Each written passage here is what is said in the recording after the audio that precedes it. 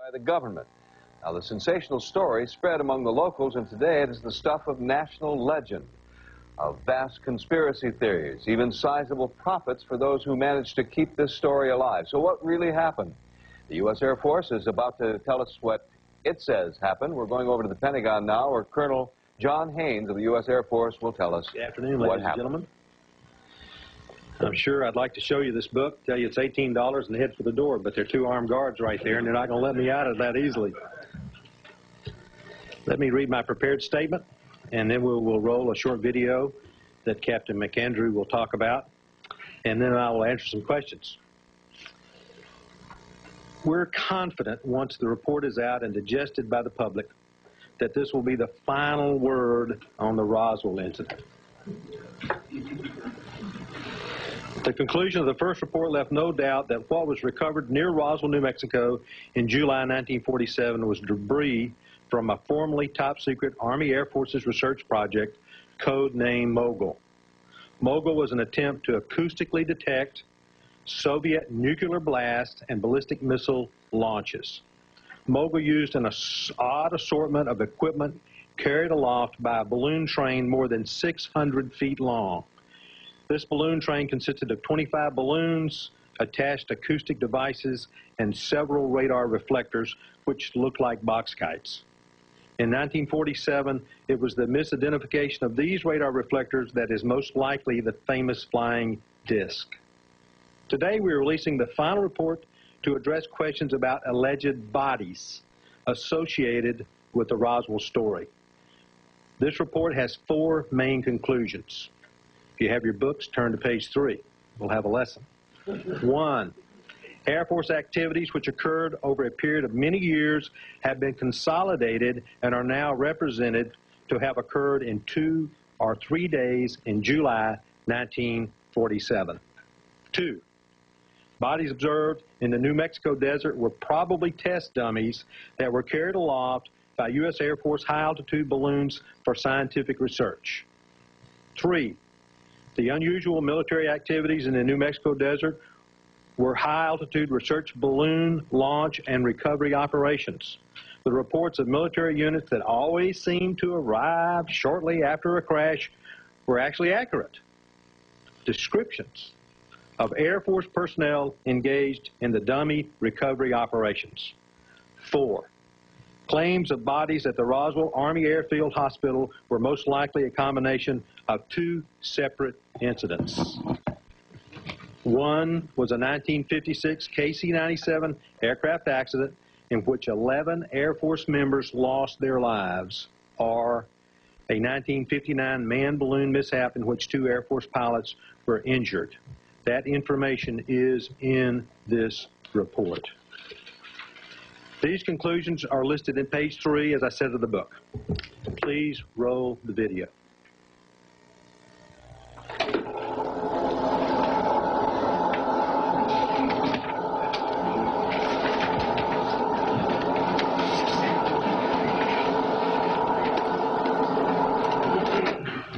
First clip's pretty quick. I'm going to start off some Air Force high-altitude balloon operations, and the first project's going to be a NASA Viking space probe tested in New Mexico. This was launched from Roswell, New Mexico in 1972 and is recovered on the White Sands Missile Range, about 100 miles to the west. That is the Voyager Mars, another test here which did also conflict.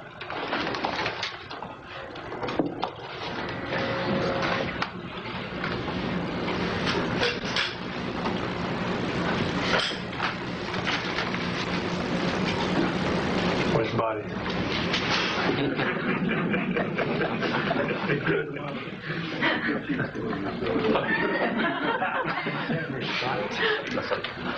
This is a typical Air Force high-altitude balloon launch operation in the desert of New Mexico. This is during the mid-50s. That's just a comparison of the size. You can see how many airliners you could fit inside a high-altitude research balloon at altitude. These are just some payloads, unusual payloads, not typically associated with a balloon.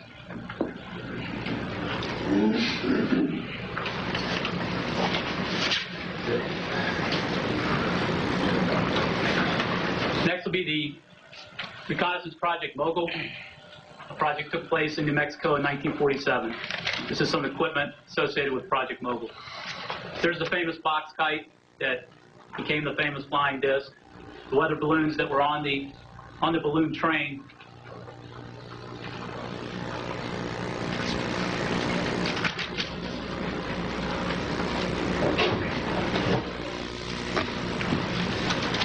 That's the tinfoil paper, rubber, and sticks that they recovered in the desert near New Mexico in 1940. Tries to strike. 1950s.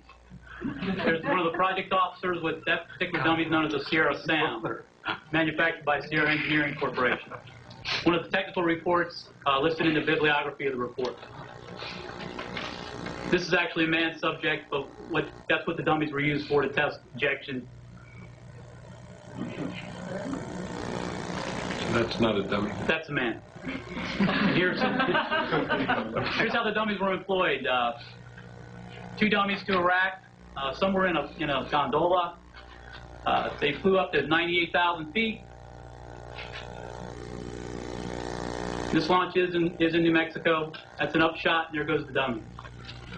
He would free fall for a period of time, and a drogue chute would deploy, and the object was to recover a human from a high-altitude aircraft. They often landed at off-range locations throughout New Mexico, often observed by civilians. This is where the recovery crews would scurry in to recover them, either with aircraft or ground vehicles.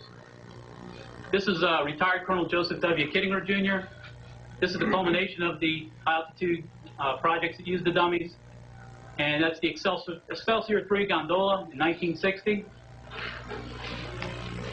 And that's Captain Kittinger. That is the world record parachute jump, still stands today. He free fell for 4 minutes and 37 seconds. And he did it 3 times.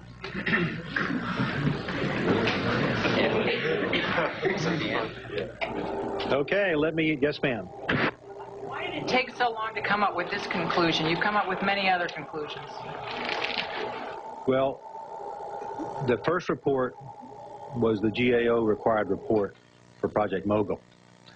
When Captain Gandry was doing additional research after that report had been given to the Secretary, and we were waiting to publish the second report, he was looking for additional pictures.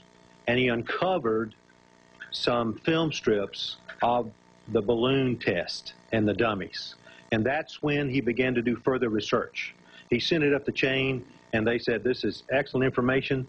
It's outstanding scientific research by the Air Force, and we want the public to know about it because it's the public's information.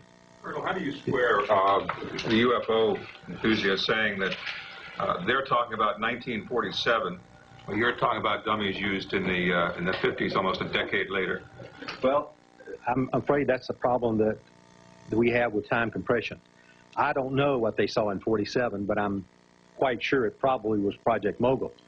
But I think if you find that people talk about things over a period of time, they begin to lose exactly when the date was. And there were lots of dummies dropped. There were about 2,500 balloons launched during this 30-year period in New Mexico alone. Why do you think people in Roswell and elsewhere still are not convinced, no matter what you say? I'm sorry, but I just can't answer that question for them. But they must look at the evidence. If you will read this book, and I'm sure you're going to take it home tonight and read it, quite frankly, you're going to find some very interesting and quite fascinating pieces of information about Air Force research. Whether you accept that as the Roswell information, I quite frankly don't know. But we do because it overlays so well with this period of time. UFO groups does the Air Force regret not declassifying some of this information sooner rather than just the last few years? Great question. Nothing in here was ever classified. In the first report, everything was classified in the 70s. How much did the study cost? That's a good question, and quite frankly, we've not captured the data. But let me tell you that we've had no more than 1 or 2 people on it, probably not even full-time over the last 2 years. I can get that for you, but I just don't know because we just got the book on the 10th, and I don't know what the publishing costs are. Yes, ma'am. Colonel, let me just clear up 2 things that you sort of brushed over quickly. Number 1 was the time frame that people are going to say, but this is 10 years. How could they possibly make a mistake on the 10 years? And number 2, You said it was never classified, and yet why didn't people at the time say, well, my goodness, we were having dummy tests, this explains the answer?